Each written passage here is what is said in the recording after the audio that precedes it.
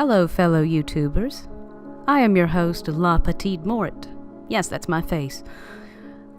And tonight, I'm introducing you to my brand new channel, Pleasant Screams. Say yay. Yay! Tonight, we are going to be covering stories of allegedly real vampirism. So let's start with the most famous. Mercy Brown dates back to the winter of 1892. A resident of Exeter, Rhode Island, the 19-year-old girl died of an unknown illness, but people around town began to report seeing her walking around. When Mercy's dead body was examined in the spring, it reportedly still looked alive. According to legend, her heart was removed in order to keep her in her grave. The next story we go on to is that of Highgate Cemetery in London, England. In 1839, it was a burial place for the elite. After many years of neglect, it is now allegedly the home of a terrifying vampire. According to the Highgate Society, sightings started in the late 1960s. A tall figure with red eyes was supposedly spotted and repeatedly reported, launching an investigation into these areas and in these claims. The strangest and most disturbing sighting came in 1971. A young girl passing by the cemetery was attacked by a tall, white-faced figure that threw her to the ground so hard she suffered from scrapes on her arms and legs. Luckily, this shadow figure immediately disappeared when a car pulled up to the scene. The girl, in a state of shock, was taken to the police station and told her own story. Supposed sightings of this vampire continue to this day. The next case, and excuse me if I botch the pronunciation, Anastasia Duandum. A report in November of 1927 in St. Petersburg. The young Haitian woman had apparently confessed to repeatedly drugging her 9-year-old niece and draining her blood between her toes through an incision. The paper goes on to say that Anastasia was unbalanced and driven to this act by an uncontrollable urge. Although the case seems more psychologically based than most vampire accounts, this act of drinking blood from another person does qualify her as a vampire.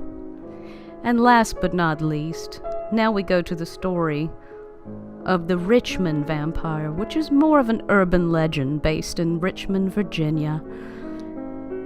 Local residents claim that the mausoleum of W.W. Poole, dated 1913 in Hollywood Cemetery, holds the remains of a vampire. Supposedly, Poole was run out of England in the 1800s for being a vampire. Oral legends to this effect were circulated in the 1960s. They may be influenced by the architecture of this tomb, which has both Masonic and Egyptian elements. By the way, also the two W's look like fangs. Coincidence? Because this cemetery is adjacent to Virginia Commonwealth University, the story became popular among students, especially from the 1980s onward. It was mentioned in print in the student newspaper.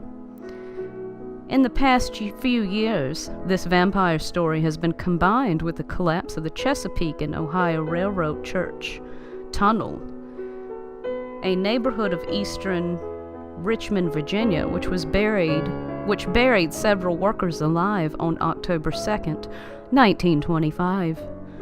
This part of the story showed up online in 2001 and was reported in print in 2007. According to the newer story, the tunneling awakened an ancient evil that lived under Church Hill and brought the tunnel crashing down on the workers. Rescue teams found an unearthly, blood-covered creature with jagged teeth and skin hanging from his muscular body, crouching over one of the victims. The creature escaped from the cave-in and raced towards the James River. Pursued by a group of men, this creature took refuge in Hollywood Cemetery, where it was believed to have disappeared into the mausoleum of W.W. Poole.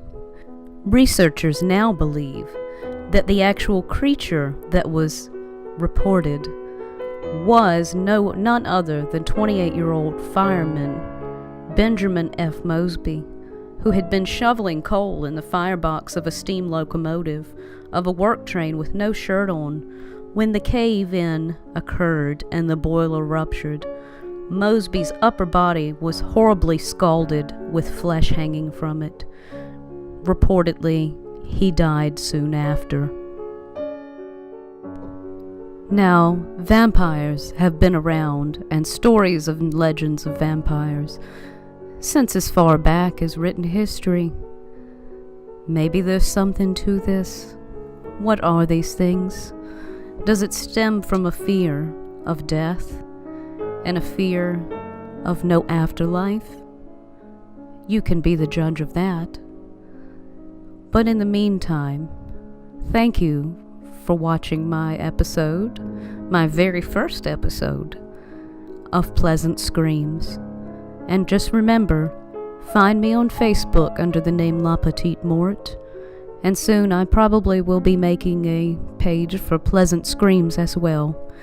So follow me in the upcoming months and weeks, and I'll try to upload as much as possible. If you have any suggestions, please feel free to leave them in the comments section.